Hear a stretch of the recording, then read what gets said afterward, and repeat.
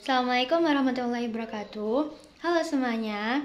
Sebelumnya perkenalkan, nama saya Aurel Afifi, mahasiswi semester 2 dari Prodi Tadis Bahasa Inggris. Nah, video ini saya buat untuk memenuhi tugas ujian akhir semester mata kuliah Akhlak Tasawuf.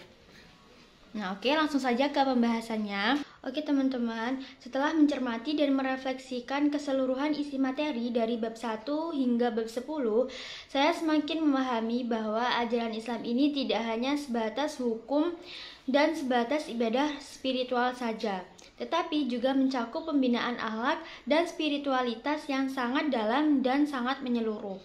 Nah, pembahasan tentang etika, moral, akhlak, dan karakter ini membuka wawasan saya bahwa keempat istilah tersebut meskipun tampak sama, ternyata memiliki makna dan pendekatan yang berbeda dalam membentuk kepribadian seseorang manusia yang beradab dan berakhlak.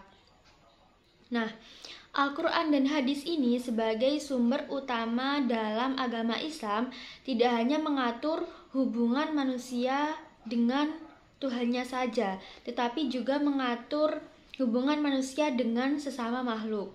Nah, nilai-nilai moral seperti kejujuran, kasih sayang, kesabaran, dan keadilan ini menjadi standar utama dalam penilaian baik dan buruk. Selain itu, saya jadi paham bahwa pemahaman tentang kebaikan dan keburukan dalam filsafat moral ternyata sangat beragam. Namun, Islam memberikan landasan yang sangat kokoh dan tegas melalui wahyu Allah. Nah, pada bab selanjutnya saya menemukan bahwa pemikiran akhlak dalam Islam itu terus mengalami perkembangan seiring dengan berjalannya waktu. Para ulama dan tokoh-tokoh besar agama Islam ini terus memperkaya hazanah pemikiran etika dan akhlak yang tetap berakar pada ajaran wahyu namun kontekstual dengan kondisi zamannya. Seperti itu. Nah, memasuki pembahasan mengenai tasawuf, saya semakin sadar bahwa Islam ini juga sangat memperhatikan dimensi batin manusia. Nah, tasawuf ini hadir sebagai jalan penyucian diri dan pendekatan hati kepada Allah dengan landasan cinta, ikhlas, dan pengendalian hawa nafsu.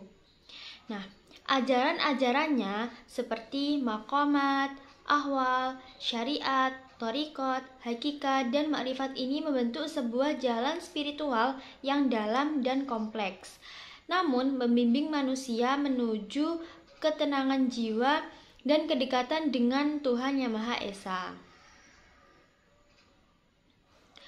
Tasawuf ini juga tidak lepas dari sejarah dan perkembangan pemikiran.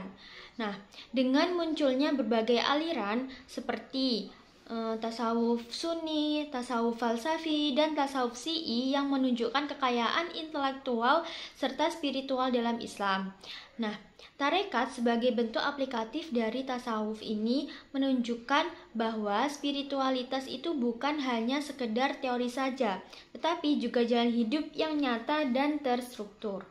Nilai-nilai tasawuf seperti keikhlasan, keteladanan, dan penyucian hati ini sangat relevan untuk membentuk karakter peserta didik yang tidak hanya cerdas secara intelektual saja, tetapi juga matang secara emosional dan spiritual. Nah, bahkan dalam dunia yang serba digital saat ini, tasawuf ini tetap relevan sebagai kontrol batin agar teknologi ini digunakan secara bijak dan tidak menghilangkan nilai-nilai kemanusiaan. Secara keseluruhan, materi ini sangat memperkaya pemahaman saya tentang pentingnya akhlak dan spiritualitas dalam kehidupan, dan meneguhkan keyakinan saya bahwa pendidikan itu bukan hanya soal kecerdasan kognitif saja, tetapi juga pembentukan hati dan jiwa yang bersih. Nah, mungkin itu saja dari saya tentang mata kuliah akhlak tasawuf. Semoga dapat dimengerti dan dipahami. Terima kasih. Wassalamualaikum warahmatullahi wabarakatuh.